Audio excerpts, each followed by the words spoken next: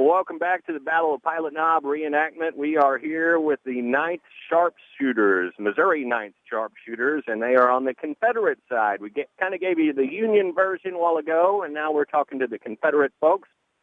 Great hospitality. They've offered me cookie, water, whiskey, anything you can name of. So they're all right in my book. We're here with Private Barton right now.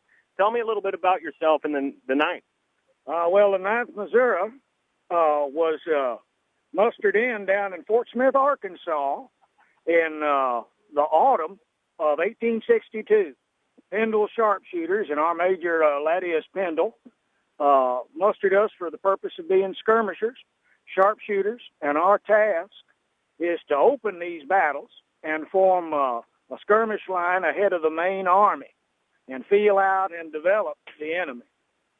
So you folks worked it in from the very beginning, from Arcadia all the way down to here. In this campaign, yeah, we're portraying some of Price's troopers, and some of our men here marched in from Fredericktown at 27 miles.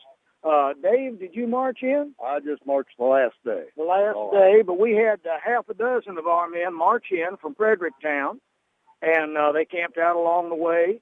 And they want to express their gratitude to the citizenry of Madison County and Iron County for the hospitality along the route. They were given food and shelter and water and good wishes by everybody, Union and Confederate, North and South, black and white.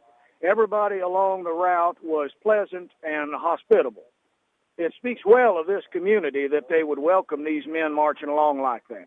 We've got great weather for this event, don't we? Beautiful weather, beautiful weather. Had a little rain on the march, but the boys dried out, and it's a glorious weekend for a battle. We intend to have no mercy upon the defenders of this little earthwork here. We're going to roll right over them like Hannibal's elephants rolled over them Roman legions back in the Second Punic War. Now, we're going to take care of business. There's nothing personal about this. This is just business. It's got to be done. The fort has to be taken. We have to clear our flanks on our way to St. Louis. We should be in St. Louis in about 4 days and wreak vengeance upon them Germans up there for what they have done to Atlanta. It ain't been 4 weeks since them boys burned Atlanta to the ground, and we're going to see how it feels for them up in St. Louis once we take care of this business down here in Pilot Knob. Tell me about General Price. Is he a good man to follow? He is a very good man. He would not order us to do anything he would not do himself. He has bled for the cause and for his country and leads by example. He is a general of the old school. He's not one of these milk-fed West Point cadet school graduates. He's an officer that you can be proud of, and we try not to let him down. That's the best we can do, is just try not to disappoint old Pat. Now, the local papers, for the 2 or 3 weeks before you actually moved into this area, they were wondering if General Price is going to bring a raid into this part of Missouri, and you guys must have been sneaky because it took them a while to figure out.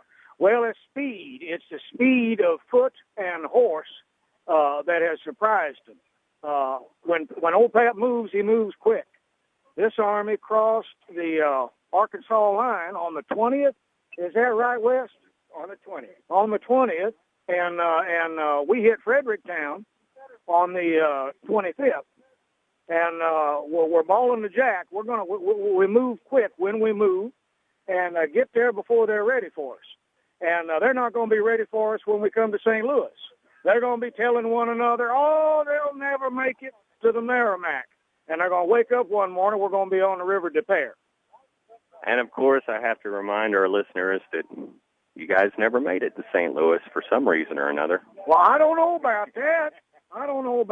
We're going to see what happens this afternoon.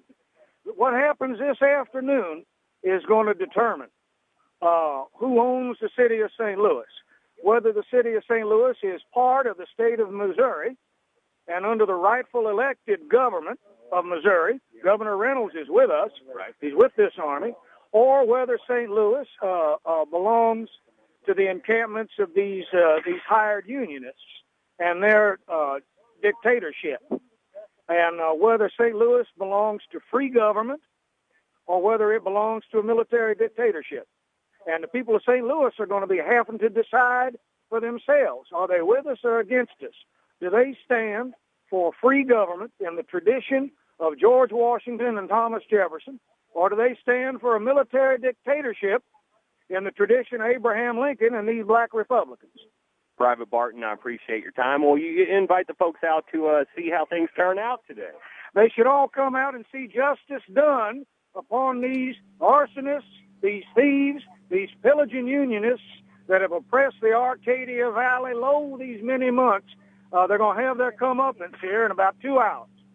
Private Barton from the 9th Missouri Sharpshooters. Come out and see him today. I'd like to thank our sponsors that made this broadcast possible, like Senator Kevin Engler of Farmington, Custom Auto Service in Ironton, Monticello Bus Service in Bismarck, and American Family Insurance agent Ronnie Gibbs of Ironton. We're broadcasting from the Battle of Pilot Knob on J98 The Boot.